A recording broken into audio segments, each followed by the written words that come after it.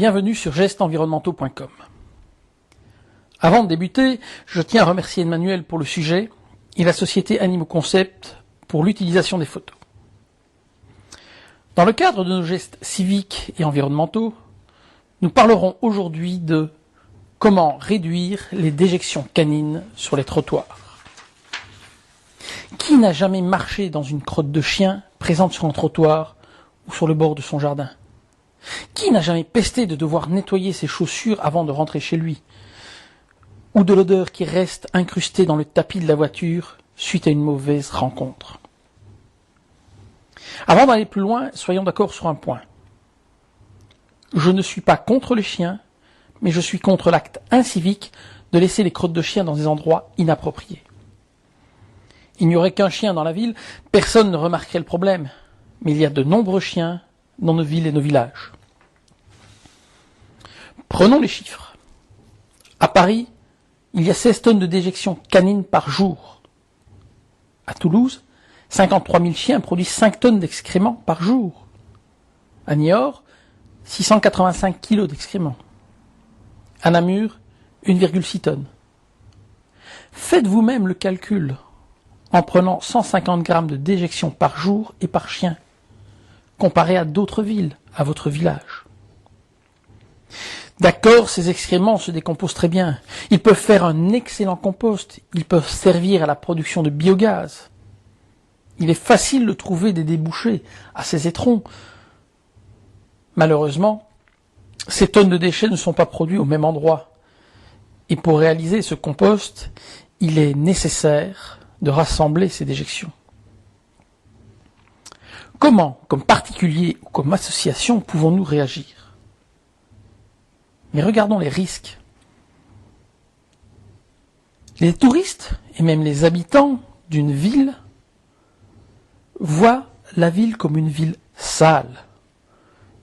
Des espaces verts sont dégradés et il y a des odeurs.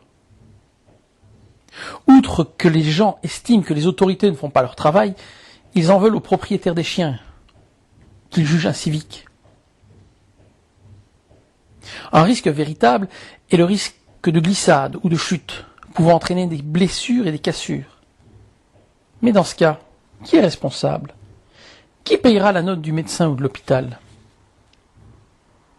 Un risque supplémentaire est que les déjections contiennent des vers, des ascaris par exemple, qui peuvent se transmettre à l'homme.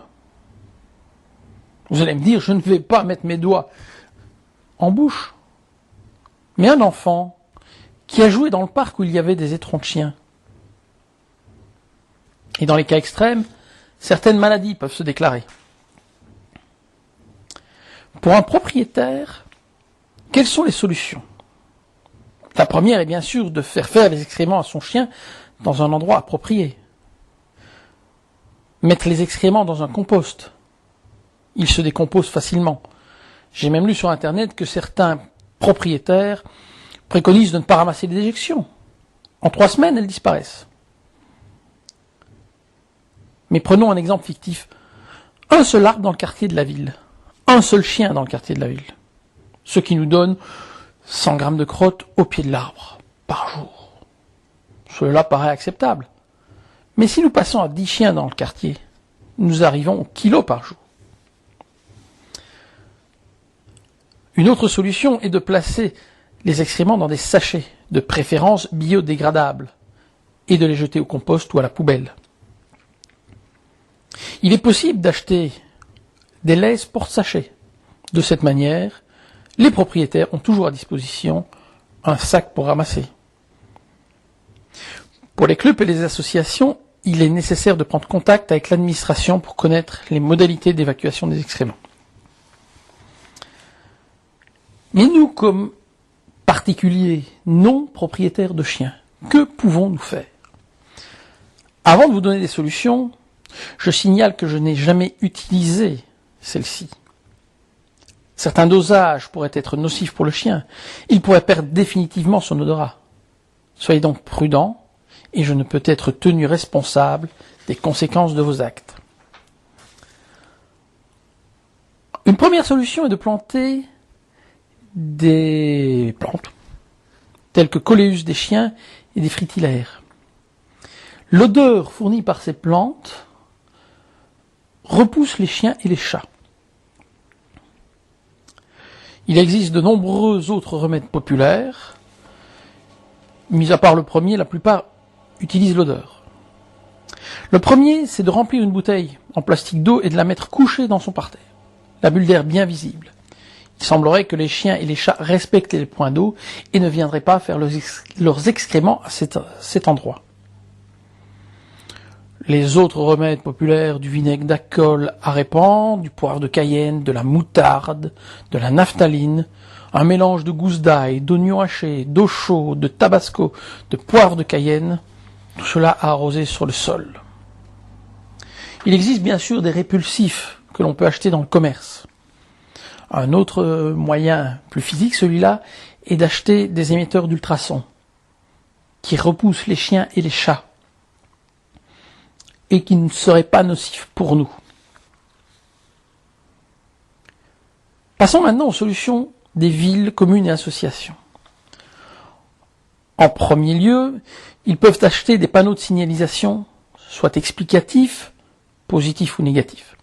Alors, une anecdote que j'ai vue la semaine dernière, sur le parking d'une grande surface, des panneaux interdisant les excréments de chiens sur les parterres.